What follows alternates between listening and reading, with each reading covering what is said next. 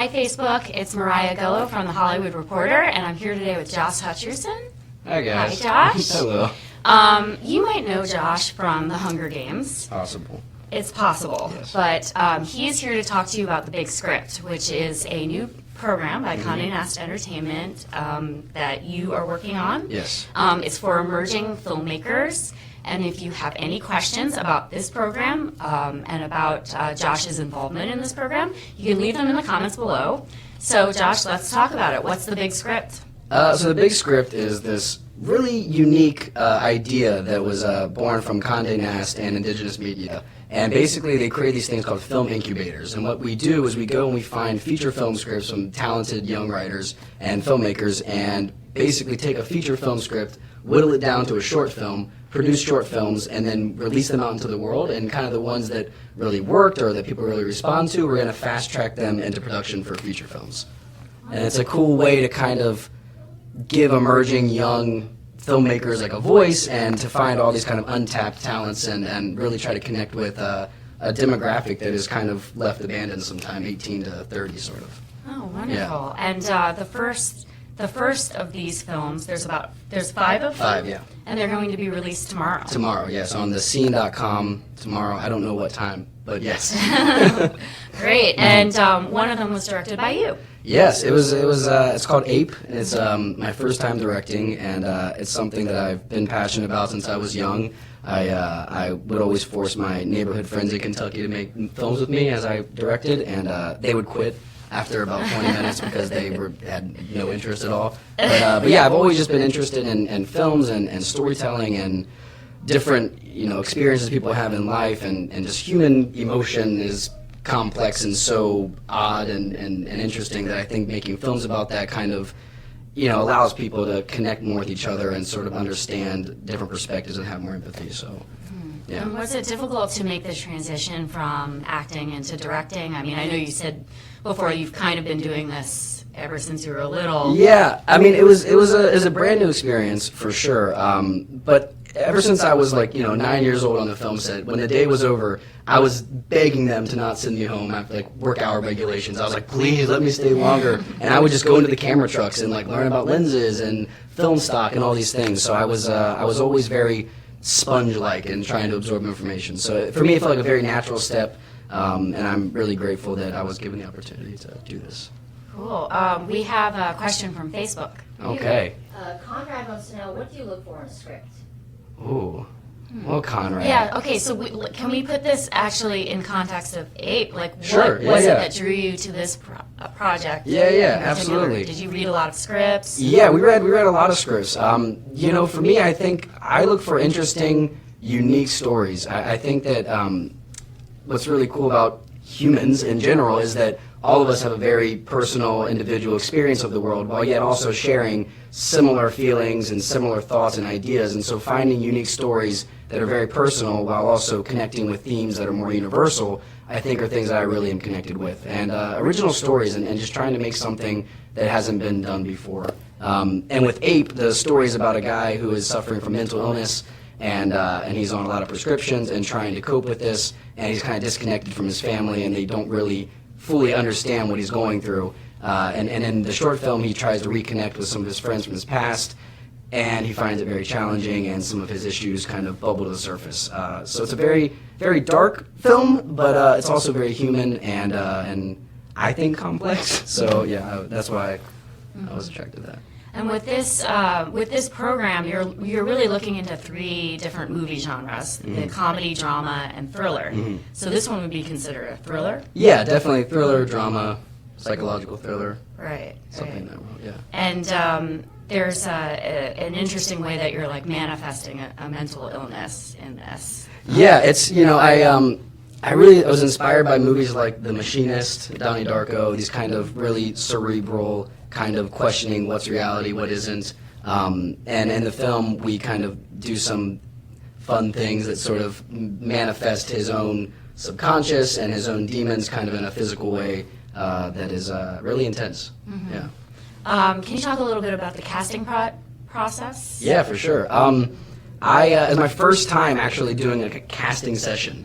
from behind the camera. And I've done it so many times in front of the camera that actually sitting there behind the camera and having actors and actresses come in and audition was so terrifying, because I know, like, before I do any audition, I've been in the business for like 15 years and auditioning my entire life. I am so nervous, I'm shaking, I can't breathe, like, and to see people coming in and being behind the camera, it was a crazy experience. But I think that I've had enough good and bad auditions to kind of know how to interact with actors in that environment. So it was great. It was really fun. We saw a lot of great actors and got very fortunate with our cast that we landed on. Mm-hmm. Do you consider yourself a nice casting agent, or?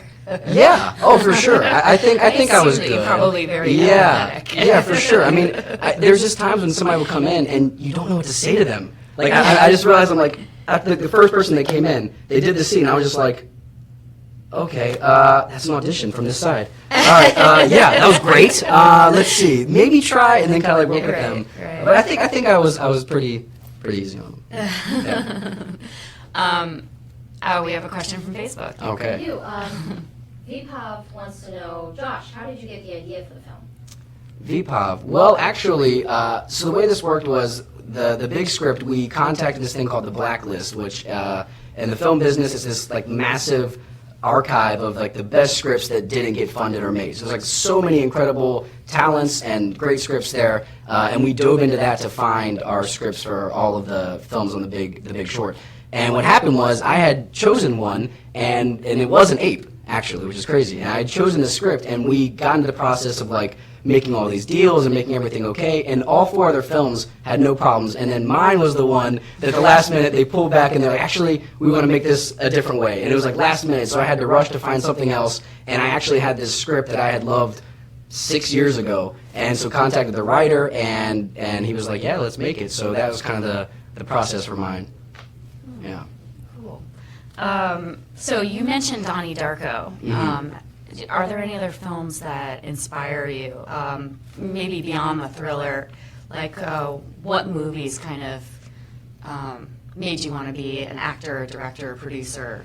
I mean, I love my family a lot, but I did not grow up in a cinephile type family. We weren't like watching good movies when I was young. I mean, I grew up on like Indiana Jones and Star Wars and like that, and whatever movie, like Space Jam. That was like one of my favorites when I was a kid. So I can't really point to a single movie that I was like, that made me want to be an actor. But I remember when I saw Donnie Darko, probably much younger than I should have seen that movie. It definitely like opened up that side of me and wanted me to kind of like dive into that cerebral kind of questioning reality. So I'm always attracted to those kind of movies. I like. I think Darren Aronofsky's someone that always kind of like really bends that stuff. Like I love Christopher Nolan, like Memento, like the early stuff, kind of the smaller version of that. But I'm also a huge fan of Tarantino. I think like everything he touches, I'm just fall in love with. It's such a unique style, so bold, so original, and I'm kind of always searching to try to find originality in things, and I think that he's one that has always inspired me in a big way. Yeah. One of the things about a movie like Donnie Darko is it uses young adult actors, like people in their teens, and there is something about like seeing a movie like that when you're a kid and being like, I can't wait to be a teenager. It was so exciting. Yeah. Can you talk a little bit about why it's important to kind of develop the talents of like people who are in their teens and their early 20s? I think it's super important because movies are about being able to, as an audience, connect with the story that you're seeing, and it like teach you something, or you can kind of walk in the life of someone else for a moment, and the best way to do that is to represent the audience with characters. And so when you have teenage actors, young adult actors, it's really important that you show that to the world, because I think film is a very powerful type of art, and I think that when you have characters that are more relatable to people, they can access the stories better, and the messages are more receivable that way. Wonderful. We have another question from Facebook. Scott wants to know if you still plan on continuing acting, or if you're going to make more of a transition to directing. I'm quitting acting. I'm done with it. No, I love acting. I'm never going to stop acting. It's so much fun to live inside of another character's body so to speak. But I definitely have always wanted to be a director, and the goal hopefully is, once APE is released and people hopefully like it, then we can go into the feature, which I would also direct. But I have no plans to quit acting whatsoever. But I definitely do want to do more directing and just kind of balance it out. What was the most challenging thing about putting yourself in the director position? I think, I've always, as an actor, I've always been very aware of, where the cameras are, what the light's doing, the kind of overall story, not just within my character. So I've always kind of thought in the big picture of things, but then actually being the person that people come to for the answer itself, it's intimidating at first. We got lucky and I had a very fantastic crew all around, so professional on top of it, and really did a great job of bringing it to life. But I think, one of the biggest, honestly, directing yourself and acting was probably one of the biggest challenges, because you don't get to sit at the monitor and see what the actor's doing. You're in the scene, and you have to be present while also thinking about things you want to adjust or change, and that's kind of, you have to sort of jump between the two roles. It was fun, but definitely a challenging element, for sure. Yeah. We have another question from Facebook. We do. Martina asked a two-part question. First, how did you prepare for directing APE? Second, can you describe APE in 3 words? Oh boy, okay.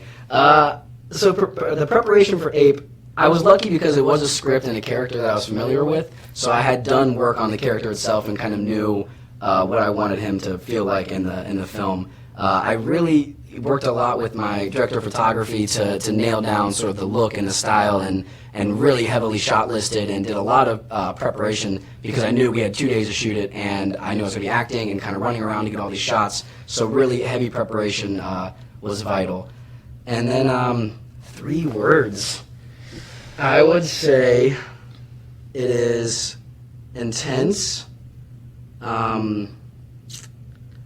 tragic. I'm so sorry, it's dark. And hilarious. No, it's not funny at all. Intense, tragic, and reality bending. It's a hyphenate. It's okay. And you were saying before that script is actually feature length? Yes. Yeah, all the scripts from The Big Short, all 5 of them from this incubator are feature film scripts. So if anybody likes APE, they can look forward to maybe seeing 100%, yeah. more about it. Absolutely, yeah. And that's our goal with it. It's actually a really challenging and fun process to take, 100 to 110 page script and whittle it down to 13 pages and kind of try to capture the essence of the feature in that short amount of time. It's challenging, but it's also a cool exercise as a filmmaker, because it makes you really see what is vital to the story and what is the heart and soul of it. And so the goal is, all the films have feature scripts ready to go, and so that's the plan. Oh, so cool. Yeah. Do we have another question from Facebook? So our last question from Facebook is from James. He wants to know, what advice do you have for people who want to start producing and directing? I think, for me, the coolest thing, because I didn't go to school for directing or acting or anything. I learned by being on set, and by learning from those who had, paved the way before me. So I think that the best thing you can do is pick up a camera, download some free software on your computer, and start just making stuff. I think you learn a lot by doing and seeing what works and what doesn't. Editing, I think, is a really great thing to learn, because as a director, if you're thinking about how you want to cut the film together while you're shooting, it streamlines a lot of things, and you kind of have a more complete feeling when you finish the product. So I would say work on editing and pick up a camera and start doing it. Those are important things. Very good advice. Yeah. Josh, thank you so much for being here today. today. Yeah, thank you. No problem. All right. Check out APE on, what was the website again? Thescene.com. Thescene.com. Yes. February 17th. Mañana.